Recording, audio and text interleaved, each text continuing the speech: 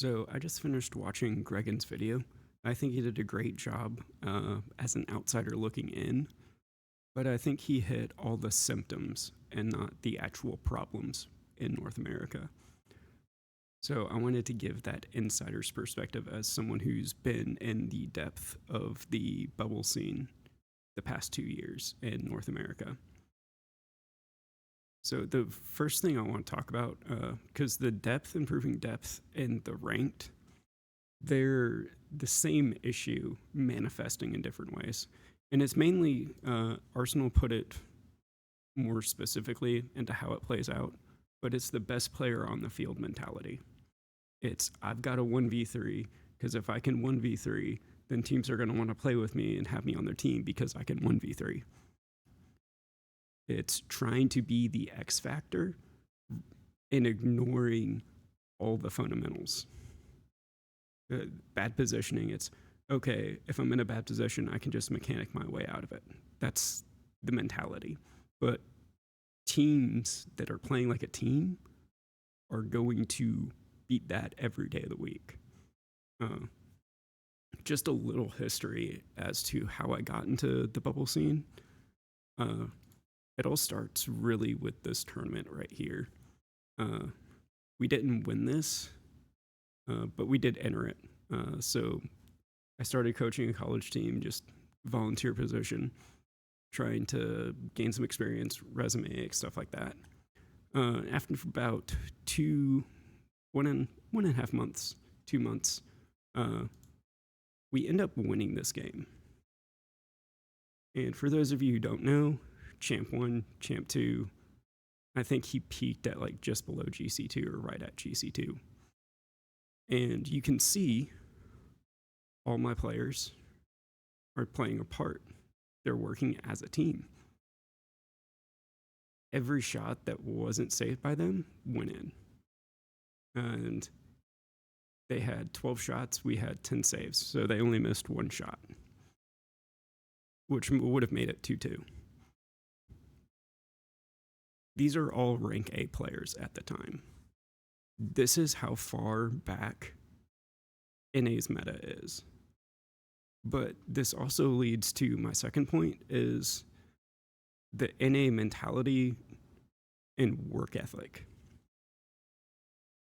I know the very first comment about this is going to be, oh, well, this was in a weekly. Why are teams not trying in weeklies? Why are teams not even showing up to weeklies? I constantly hear players complain, oh, there's not enough stuff for bubble players or up-and-coming teams to play in.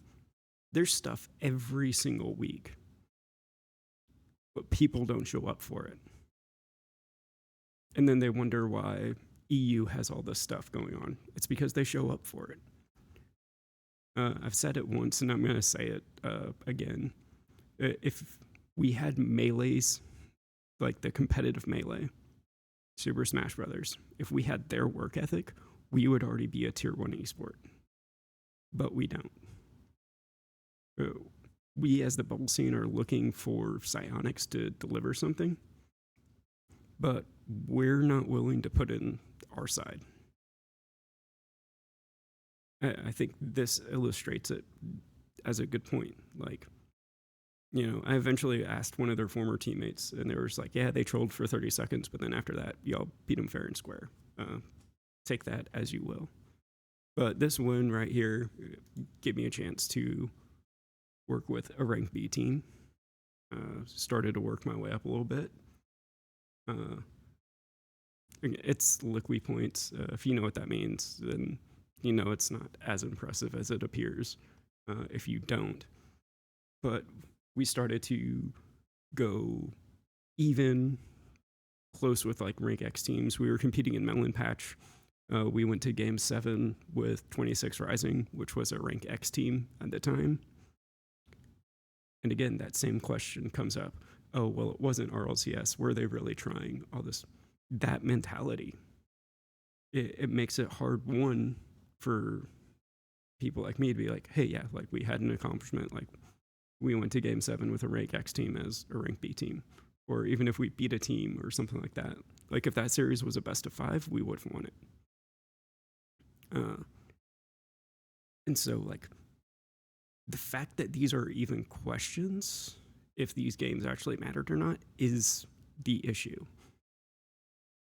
We have to start treating these things like they matter, and then they will start to matter. The next thing that this like kind of leads into is if we're not showing up for these weeklies, we're not helping them grow, then of course there's not going to be money there. Like the way esports works is off of sponsorships. Greg uncovered it really well in his video, so definitely go watch it if you haven't, about how like there's much smaller markets, and so while there may not be that much money, it's not having to be spread out across an entire 50 states. It's basically the equivalent of one state, here in North America. But this again goes back to viewership. Like, I want to show you guys this. Like, this is my numbers for the past 90 days. I haven't really uploaded much the past month, but if we go back here, you can see this is where I started uploading just 3 clips a day.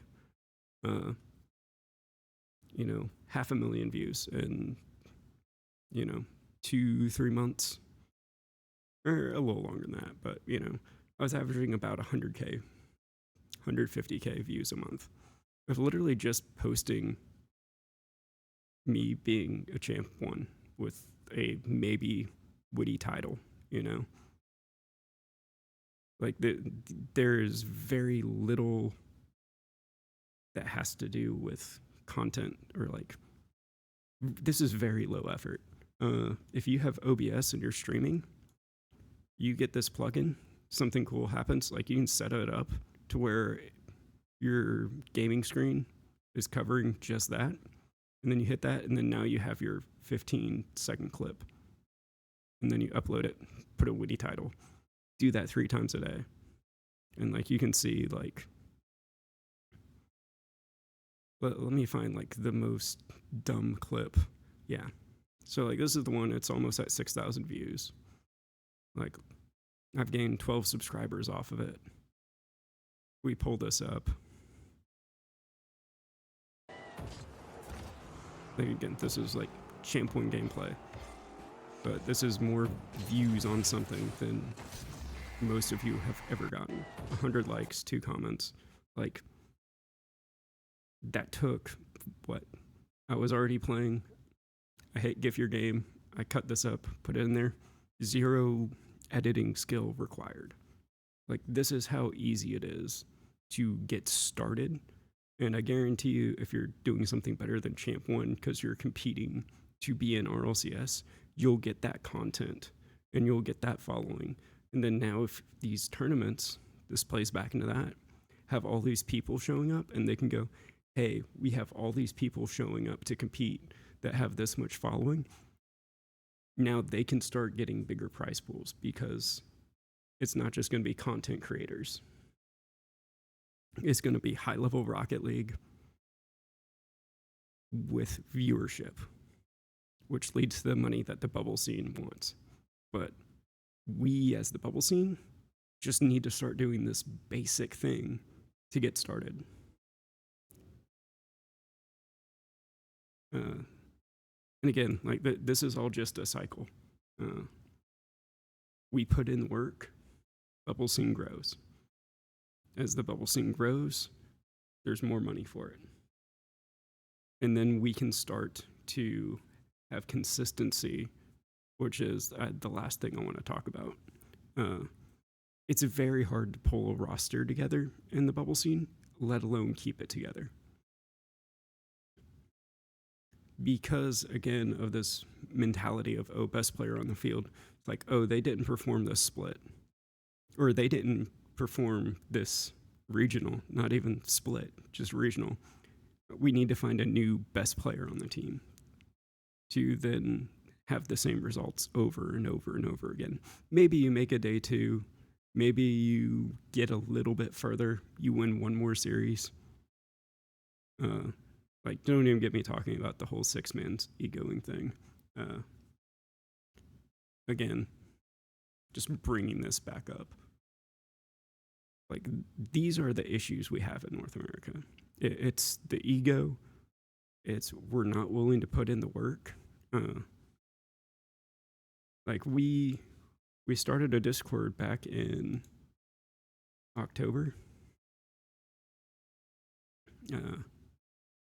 and this was all about, hey, how do we help grow the bubble scene? Like 100 of you joined, and I was just like, hey, look, like, what can we do? Like, let's work together. Let's put in effort. Let's make this bigger.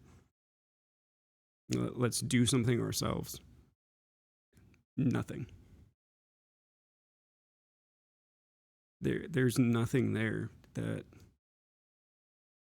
us as a bubble scene, specifically players, have done to help grow the scene. So that's the real reason why we're so far behind, is the best player on the field mentality and the we should just have it handed to us mentality. We're gonna keep getting destroyed if that's the way we're gonna play. So that's my thoughts. That's the insider view on it. Again, Arsenal's entirely right.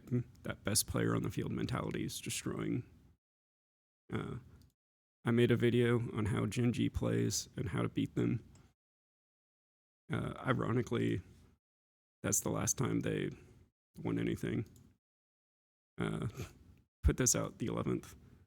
And then after that, I think, yeah, they won the draw. And then, like, after that, like, they won the tiebreaker.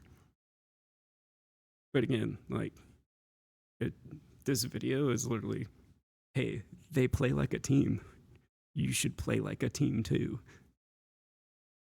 It goes a little bit more in depth. I may not keep this section in.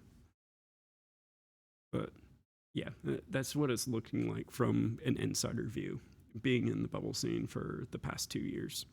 Those are the issues that I've seen come up over and over and over again. And again, while Gregan did cover a lot of things that are results of those two issues, I think he didn't realize just how deep our issues are in North America. So that's my thoughts. Would love to hear yours. I'm ready to see North America make a change and, you know, get back on top, have another Cloud9 type run.